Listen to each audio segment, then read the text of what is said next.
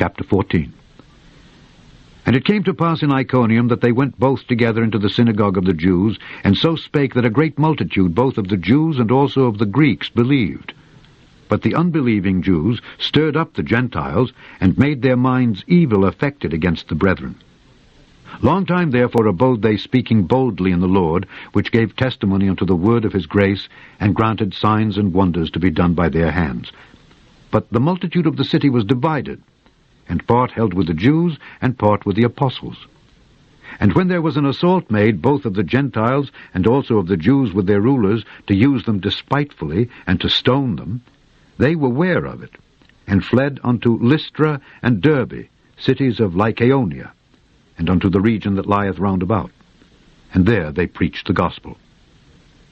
And there sat a certain man at Lystra, impotent in his feet, being a cripple from his mother's womb, who never had walked. The same heard Paul speak, who, steadfastly beholding him, and perceiving that he had faith to be healed, said with a loud voice, Stand upright on thy feet. And he leaped and walked. And when the people saw what Paul had done, they lifted up their voices, saying in the speech of Lycaonia, The gods are come down to us in the likeness of men. And they called Barnabas Jupiter, and Paul Mercurius, because he was the chief speaker. Then the priest of Jupiter, which was before their city, brought oxen and garlands unto the gates, and would have done sacrifice with the people.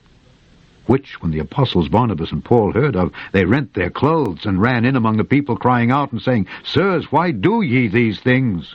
We also are men of like passions with you, and preach unto you that ye should turn from these vanities unto the living God, which made heaven and earth and the sea, and all things that are therein, who in times past suffered all nations to walk in their own ways. Nevertheless, he left not himself without witness, in that he did good, and gave us rain from heaven, and fruitful seasons, filling our hearts with food and gladness. And with these sayings scarce restrained they the people, that they had not done sacrifice unto them. And there came thither certain Jews from Antioch and Iconium, who persuaded the people, and having stoned Paul, drew him out of the city, supposing he had been dead. Howbeit, as the disciples stood round about him, he rose up and came into the city. And the next day he departed with Barnabas to Derbe. And when they had preached the gospel to that city, and had taught many, they returned again to Lystra, and to Iconium and Antioch, confirming the souls of the disciples, and exhorting them to continue in the faith, and that we must through much tribulation enter into the kingdom of God. And when they had ordained them elders in every church, and had prayed with fasting, they commended them to the Lord on whom they believed. And after they had passed throughout Pisidia, they came to Pamphylia.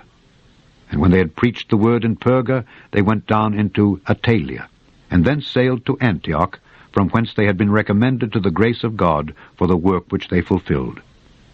And when they were come, and had gathered the church together, they rehearsed all that God had done with them, and how he had opened the door of faith unto the Gentiles.